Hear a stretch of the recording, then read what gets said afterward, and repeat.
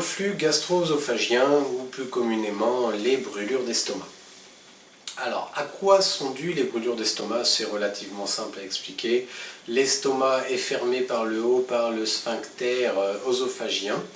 Ce sphincter, c'est un petit muscle qui est finalement une espèce de petite bobine qui va se resserrer et qui va donc éviter la remontée du bol alimentaire, des sucs gastriques au niveau de l'œsophage, en dehors des périodes où il doit s'ouvrir pour laisser passer évidemment les aliments.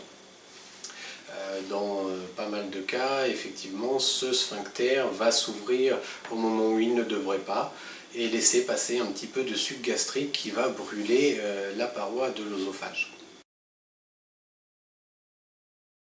Les symptômes ils sont assez connus, hein, c'est une brûlure au niveau du sternum, une brûlure qui va remonter au niveau de l'œsophage. C'est des petites régurgitations acides et qui laissent un petit goût acide amer au niveau de la gorge. Ça va être une toux persistante, ça va être un mal de gorge persistant. Et c'est des symptômes que l'on retrouve essentiellement après avoir mangé, en postprandial, et c'est des symptômes qu'on va retrouver également lorsqu'on est en position couchée. Alors, le reflux gastro-œsophagien, il se soigne relativement bien, hein. On a des classes de médicaments qui soignent bien les brûlures d'estomac, les antiacides, les antagonistes H2 et puis les IPP. Bon, ce sont des classes de médicaments qui fonctionnent relativement bien, qui vont diminuer en fait l'acidité gastrique. Le problème, c'est qu'on en devient assez vite dépendant, puisque dès qu'on arrête, on va avoir un rebond d'acidité, c'est-à-dire qu'on va avoir des brûlures d'estomac qui vont être encore plus intenses qu'avant une fois le traitement arrêté, donc on conseille de toute façon d'arrêter progressivement le traitement.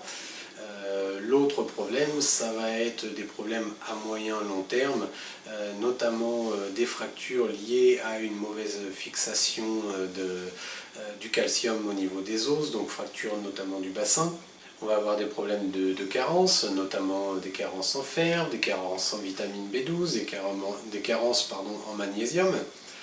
Voilà, donc c'est pas un traitement qui est anodin. Donc si on peut éventuellement le traiter par les plantes, c'est pas plus mal. Alors la phytothérapie va nous proposer des plantes très intéressantes pour lutter contre ces brûlures d'estomac. Donc on va retrouver des plantes qui vont avoir des actions anti-ulcéreuses, hein, elle va vraiment éviter l'inflammation chronique de l'estomac et éventuellement l'installation de bactéries telles que Helicobacter qui pourraient avoir des conséquences tout autres que la simple brûlure d'estomac avec des ulcères gastriques.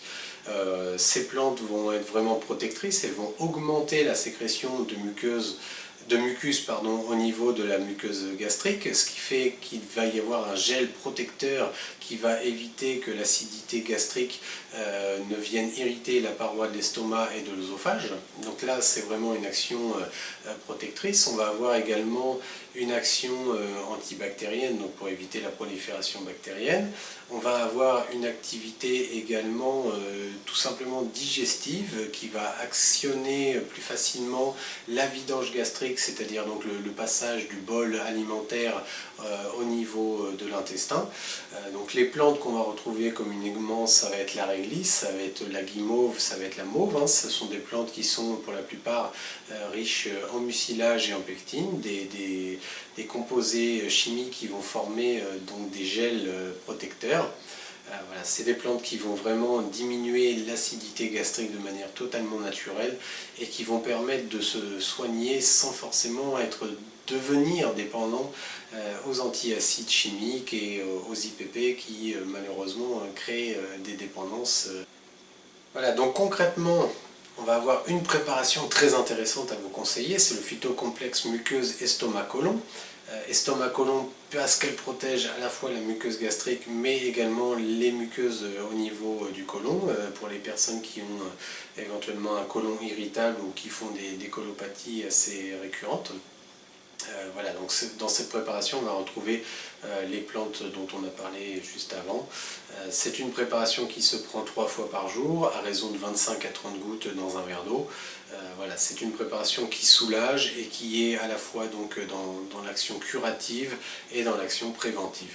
on pourra éventuellement en préventif diminuer les doses par 2. Nous retrouvons à peu près le même type de préparation, cette fois sous forme de tisane, qui est là également à prendre 3 fois par jour.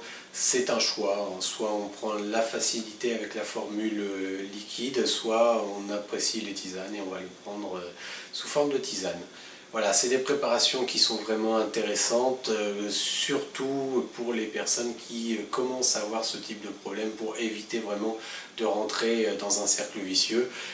Elle pourra également, ce sont des traitements qui pourront également être pris en conjointement à des traitements chimiques. On peut diminuer les doses de médicaments en prenant ces préparations-là. Donc c'est toujours intéressant d'arriver à ne pas être totalement dépendant de la chimie, compte tenu notamment des effets secondaires qu'on peut avoir à long terme, même si effectivement ce sont des médicaments qui sont très bien tolérés sur le court terme. Voilà, n'hésitez pas si vous avez des questions, on est à votre disposition pour vous éclaircir quelques points.